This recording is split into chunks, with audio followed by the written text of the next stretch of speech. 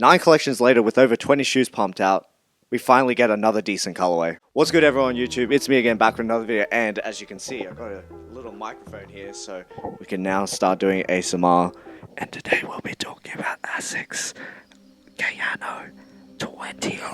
And this shoe is part of the 10th UB collection between Asics and Kiko Kostadinow's design studio. It's not a collaboration the same way as the Kiko Kostadinov named stuff, but Asics is pretty quick to let you know that he's involved somehow, and given the colorways, it kind of makes sense. And if you've been a long time viewer of the channel, you would have seen that I covered the UB1-S Kayano 14 in that banger pistachio grey, stone grey colorway. But since the height of that very first collection, they really haven't put out anything good. Okay, I'm being a little dramatic because some of the Nimbus 9 colorways are actually pretty nice, but a few of the GT colorways are... yeah. Oh my god.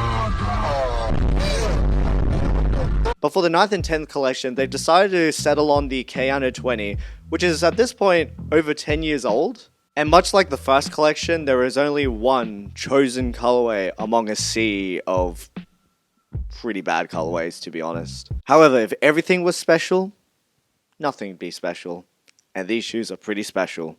Now, taking a look at the box, it would seem that they've kept the box the exact same since the first collection, as we've got this raw cardboard box with the Asics logo in the top corner, and this striped zigzag tape that runs along the top of the box. And then getting inside the box, we've got pretty standard packing paper as well as pretty standard wrapping paper, so nothing too special, you just get the shoes and no additional laces or any sort of accessories. And then moving to the label, it reads UB10-S Gel-Kayano 20. And as you can also see, an additional barcode with that price tag. And speaking of the price tag, as you saw, these shoes retailed for a price of 300 Australian dollars. I'll put the conversion here, or there.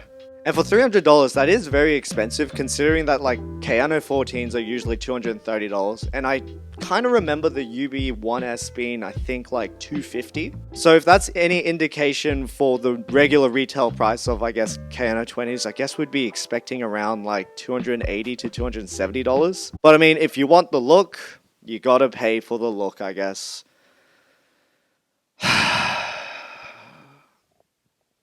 You can really hear my sighs on this. And here we are, the UB10-S Gel-Kayano 20 in the Glacier Grey, Lavender Grey colorway. Now, as mentioned before, this is a retro of a running shoe that came out over 10 years ago.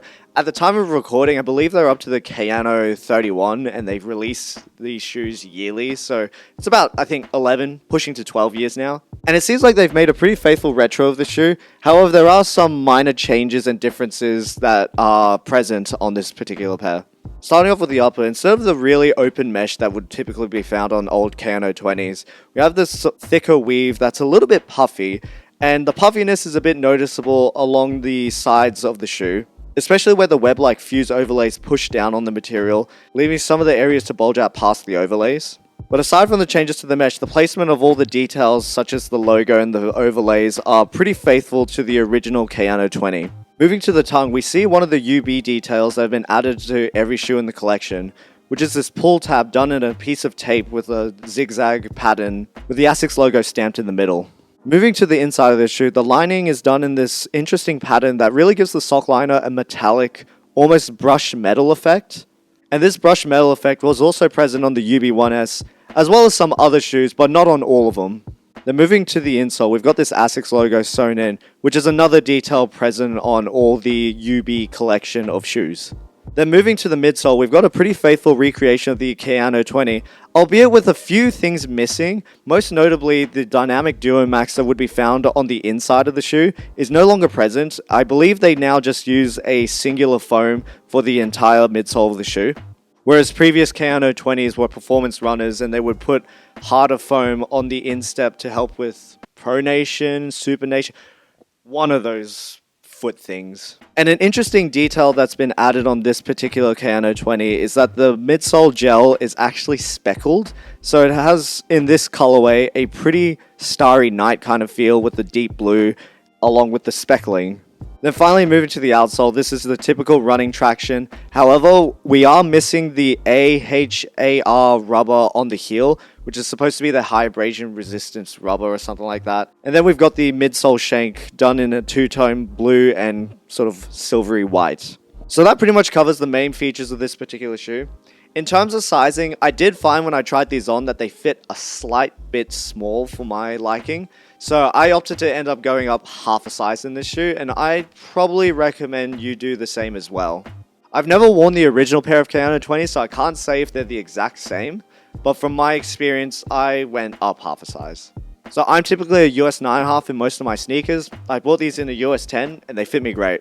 Now, in terms of comfort, despite being a pretty old running shoe, it's actually still pretty comfortable. I don't know if the changes in the midsole have changed the comfort, but just walking around in it for a bit, actually, the bottom feels quite soft. Don't get me wrong, it's nothing like any of the super foams that came out, following the shoe, like Boost or Zoom X or any of that stuff. But it's still a very nice walking experience, and to be honest, gel's one of those technologies I've always liked the look of, and speckled gel is even better. Then moving on to the upper, I guess with the additional thicker sort of padded upper, it probably isn't as breathable, but I don't think breathability should be much of an issue because it is overall still just fabric.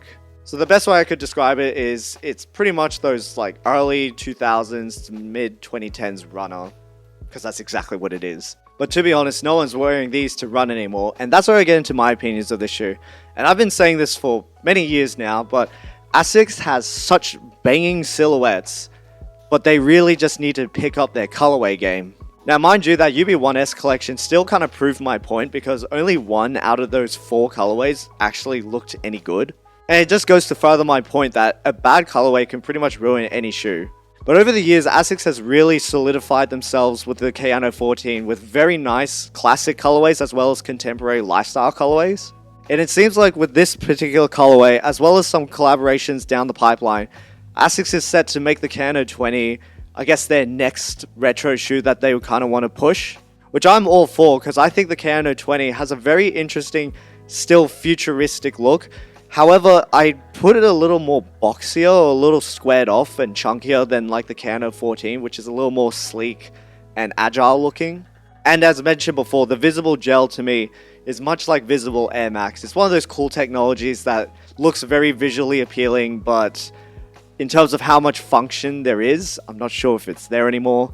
But overall, I'm glad to see the Kayano 20 come back, and this particular colorway is bangers, bro. And with that, we've come to the end of another video. So I'd like to hear your thoughts about the Gel-Kayano 20 in this Glacier Grey, Lavender Grey UB10-S collection.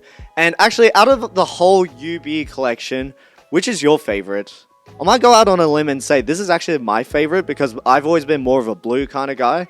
But that UB1-S Kayano 20 is still GOAT. Still pretty damn good. So like, comment, subscribe, leave a comment in the comment section down below. And until next time, I'll catch you guys in another video.